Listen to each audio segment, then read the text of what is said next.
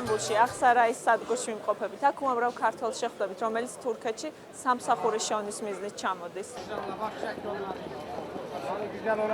უკვე მეხუთე წელია სტამბოლში ვარ. აქ ნათესავების მყავს.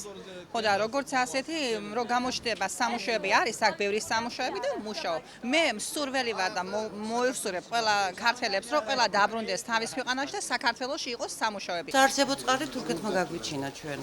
აი რატო? აი მე პირადად გული მწყდება 4 შვილის დედა ვარ, აქ რო ვარ. ნუ საარსებო წყარო მოგცა თურქეთმა, რომ ჩვენ ვიმუშაოთ. საქართველოში ცოტა სხვანაირად წარმოუდგენიათ, რომ თურქეთში მუშაობს ყველა არ არის, ბევრი ხო სამუშაოდ არის ჩამოსული. ჩემი ოცნება ეგ არის პირველ რიგში. ისეთი საქართველო გვენახოს, რომ ყველა აი ჩემი თაობის იქნება თუ ახალგაზრდა არ ყოფილიყო საზღვარგარეთ. რთულია. ძალიან რთულად შოვება. ნებისყოფა ფსიქოლოგიურად ყველა განადგურებული არის, მე საფიქრობ. ხო უყურებ ეს თემად ყველა ქართულიდან შეხება მაქვს. მეცოდება ხალხი. გამყიდა, მომყიდა, ისმაიძულა, ესმაიძულა. მე მიკვირს გაოგნებული ვარ ამ ქართველი ხალხის. ან სად იყვნენ, სად იზრდებოდნენ, ჭურიდან წამოვიდნენ ამ თურქეთის საზღვარზე. ამ თურქეთს ისე უტეხენ ეს ქართველები სახელს, რომ თითქოს აქ ჩვენ მართლა ვანგრევდეთ ქვეყანას და არაპატიოსნურად ვცხოვრობდეთ. იმას კი არა, რომ აი ქურდობაში ჩავდივართ ნარკოტიკს ვყიდით და ან რაიმეს იმა. რომ აი თუნდაც არასწორი გზით ვცხოვრობთ. ეგეთი რამე საერთოდ არ არის. საიდან მოდის ამათ აზრად, ეს ჩემამდე არ დადის. იმიტომ რომ არ ხდება ეგეთი რაღაცა. თურქეთს აქვს ძალიან ცუდი სახე, აი რო უყურებ, ვაიმე თურქეთში ნამყოფი. საქართველოში, ხო, საქართველოში, რატო სხვა ქვეყნებში არ აქვს? მთელი მსოფლიო ბაზარი აქ ჩამოდის და აქ აკეთებს ყველანაირ ბიზნესს, დასაქმებას.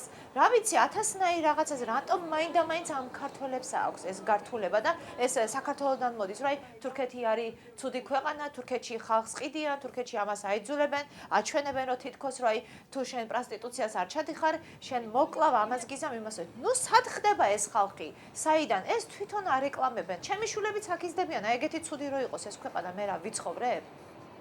მეც ანალოგიური მიწაზე ვარ დაბადებული გაზრდილი და მეც ქართული ოჯახში მშობლები მყავს და ქართველი გვარი მაქვს. ბოლო-ბოლო რომ ეს რა არის სამარცხვინო ხდება, ეგეთი რამ აქ არ ხდება. ეს ხდება თვითონ საზღვარზე. იმიტომ რომ თვითონ ქართველებს უნდა ესეთი რამ მოხდეს აქ და აი ვინმე მაიძულოს. ან კიდე ალბათ ოჯახში დაბრუნების დროს, რადგან ვერ იმუშაო და ხელფასი ვერ წაიღო სახლში, აი თავის დასახსნა და თავისი მდგომარეობის გამოსაყვანად, რომ აი იმან მე მაიძულა, აი ამან მე მამუშავა, ხელფასი არ მომცა. არ ხდება მეთქი, რომ ვთქვა ეს ტყუილია, მე თვითონ ხო ვიცი, რამდენ გაჭირებულს ვეხმარები, რომ აი უჭირს იმუშავა და ხელფასი ვერ აიღო, მაგრამ მე რომ მივდივარ იმ ფაბრიკატორთან და ვეუბნები, რომ აი ჩემი ქართველი მოვიდა, შენთან იმუშავა, ამას ხო უჭირდა, რა არის შენთვის 3 თვის განმავლობაში, რომ $500 მისცე. ის გეუბნება, მომიყვანა დამსაქმებელმა და მითხრა, რომ თვეში მიეცი $200.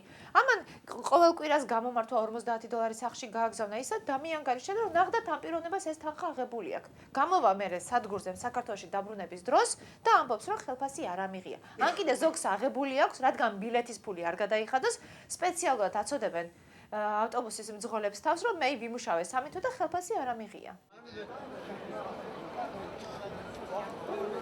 აქ მუშაობ სატელეფონოში, იმიტომ რომ შეძლებს დაგვარათ, რა ქვია, აქ რომ მეც სიხდიან მივიდე საქართველოში. ამ საქართველოში ახლა არის ხელფასებრივად 300-დან 400 რამდენიმე. აქ არის ახლა მე როგორც ასეთი $1000 მაქვს ხელფასი აქ. და ჩამოვდივარ ვიზაზე დავდივარ საქართველოში. ახლა მე ვისთანაც მუშაობ, ძალიან მშვენიერი ხალხია და არანაირი მაგათგან ცუდი არ მიგზნია რა. ჩამოსული ვარ, მე 2 თვე არის, მესამე თვე დაიწყო. შეიძლება რომ ფული არ გამუშავონ და ფული არ მოგცენ, ვერაფერს ვერ უზავ, სად უნდა წახვიდე, ჟანდარმაში მიხვალ, შეიძლება დეპორტით გაგიშვან და სამუშაო რო იყოს საქართველოში, აქ რაზე წამოვიდოდით. ცოლშვილის პატრონი ვარ და შვილები მყავს, აქ რა მინდა. პრობლემები არის, მაგრამ რო არ არის საქართველოში სამუშაო, იმიტომ მოვდივართ, რომ 2 კაპიკი მაინც ოჯახისთვის წავიღოთ.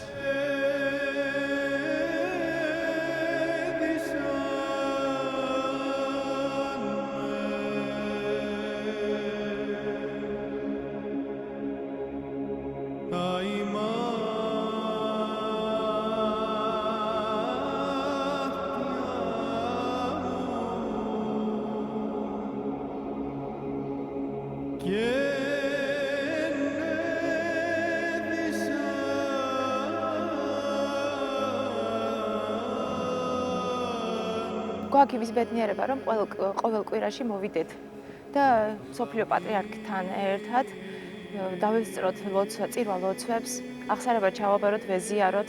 ყოველ დიდ დღესასწაულის პერიოდში ჩამოდის ჩვენი ქართველი მამამოები, ლაგერის ეკლესიაში ატარებენ ქართულად წირვა ლოცვას და რა ვიცი, ვართ ბედნიერი იმითი, რომ გვაქვს ამისი საშუალება, რომ მუსლიმანურ ქვეყანაში ქრისტიანულად მოვიდეთ სანთელი ამათოდ და პირჯვარი გადავიწეროთ.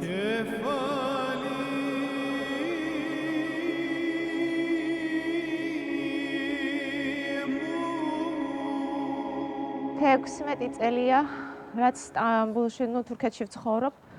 99 წელში გავხდი მოქალაქე.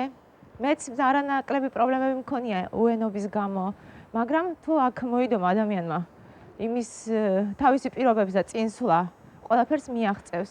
მეც მუშაობდი სხვასთან, შევისწავლე ენა, დავამთავრე თურქული უცხო ენები და ვარ ნაფიცი თარჯიმანი.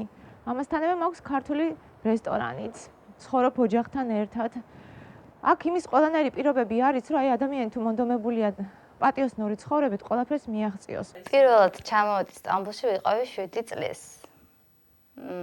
ცოტაში ძალიან მომეწონა და მაინტერესებდა თურქული ენა, პატარა რო ვიყავი. სიტყვებს იმახსოვრებდი ხოლმე. და თიასთან მიდოდი და ვეტყოდი ხოლმე ეს რას ნიშნავს, მეთქი თია მასწავლე და ხშირად ყოველ ზაფხულში ჩამოვდიოდით ხოლმე თიასთან სტუმრად. და ძალიან დიდი ინტერესი გამაშა სტამბულის მიმართ, თბილი ხალხი და როგორც შევყვარი განათლებული ხალხი. ქართველი ვაჟკაცის დედა ვარ. ქართველების შვილიშვილების ბებია ვარ. ბიზნესი მქონდა რუსთავში. ვერ როგორ გითხრათ, ვერავაწყე, ვერანაირად. რატომ და ამდენი გადასახადები, ამდენი ყველანაირად რომელი ერთი გითხრათ, ვერანაირად ვერავაწყე 20 წლიდან მე თვითონ ბიზნესში ვარ, 20 წლიდან 50 წლისა ვარ, ვერანაირად ვერავაწყე ამ ბოლო 2 წელიწადში.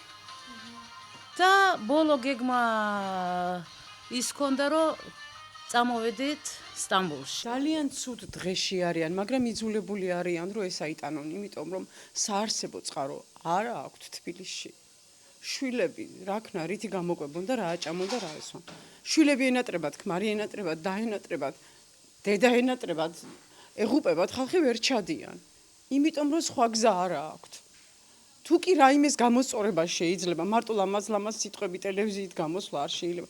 თუ კი რაიმე შეიძლება, ამ ხალხს უშველონ იღუპება, ხალხი აქ იღუპება. საქართველოს შვილები ისევ აქ იღუპებიან სხვადასხვა ქვეყნებში, არა აქვს მნიშვნელობა თურქეთია თუ საბერძნეთია, იტალია თუ ევროპა თუ საფრანგეთი. ყველა ვიღაცას ფიქრობს, რომ თავს უშევს ვიღაცი.